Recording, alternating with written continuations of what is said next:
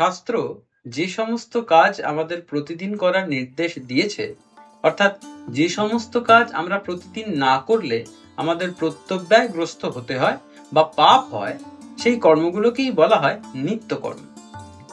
শাস্ত্রানুযায়ী এই নিত্যকর্ম 5 প্রকারের। একে পঞ্চমহাযজ্ঞ বলা হয়।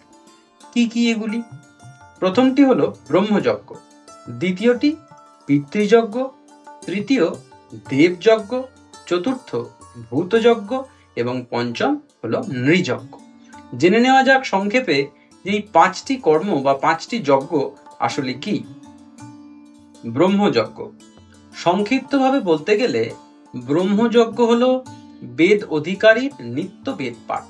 ন্যূনতম পক্ষে বেদের 4টি বেদের যে 4টি প্রথম মন্ত্র, ঋষি, ছন্দ এবং বিনিয়োগ সহ এই 4টিকে পাঠ।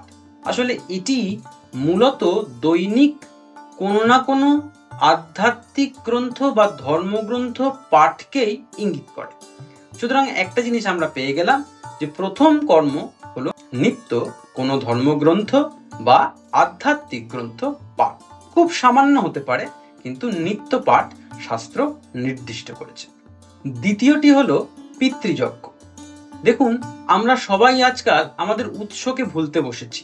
আমরা কাদের থেকে এসছি, আমাদের ধমনীতে কাদের রক্ত বইছে, সেই অস্তিত্বকেই আমরা আজকাল অস্বীকার করি। তাই আর্য ঋষিরা যখন আমাদের জীবনচর্যা নির্দিষ্ট করেছেন, তখন তাদের কথাও মনে রেখেছেন যাদের থেকে আমরা তৈরি হয়েছি, অর্থাৎ আমাদের পূর্বপুরুষদের কথা। তাই এই পিতৃযজ্ঞে মূলত পূর্বপুরুষদের স্মরণ এবং মনন করার কথাই বলা হয়েছে। ন্যূনতম পক্ষে এক্ষেত্রে নিত্য পিতৃতর্পণ শাস্ত্রে বিহিত হয়েছে।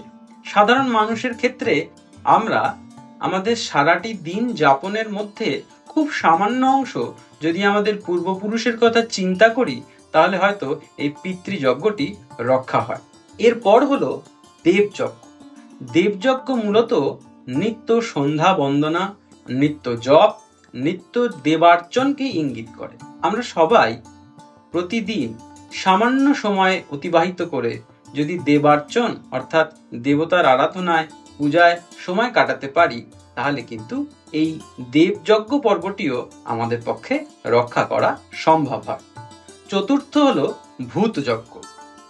সর্বভূত, সর্বদেবতা, সমস্ত পিতৃগণ তাদের উদ্দেশ্যে ভূমিতে অন্ন এবং জলের সামান্য অংশ ত্যাগ করাকেই ভূতযজ্ঞ বলা হয়েছে। এক্ষেত্রে যে অন্ন আমরা মাটিতে বা ভূমিতে ত্যাগ করলাম বা দিলাম, সেই অন্ন গ্রহণ করে কুকুর, বিড়াল বলুন, পিঁপড়ে বলুন, পোকা বলুন, তারা যাতে জীবন ধারণ করতে পারে, শাস্ত্র তারই নির্দেশ দিয়েছে। এবং সর্বশেষটি হলো নৃযজ্ঞ। শাস্ত্র বলছে যে প্রতিদিন দুস্থ মানুষ, অসহায় মানুষ, সন্ন্যাসী, ভিক্ষুক এদেরকে নিজের সাধ্য মতন সাহায্য করতে হবে। তবে অতিথিও কিন্তু এই তালিকার বাইরে নয়। তাই নিত্য মানুষকে সাহায্য করা আর্য ঋষিরা আমাদের জীবনচর্যার একটি অবিচ্ছেদ্য অঙ্গ করে গেছেন। তাই একবার ভেবে দেখুন যে এই পঞ্চমহাযজ্ঞ আর্য ঋষিরা কিভাবে তৈরি করেছিলেন এবং এটি কত উন্নত এবং আজকের যুগেও এটি কতখানি প্রাসঙ্গিক।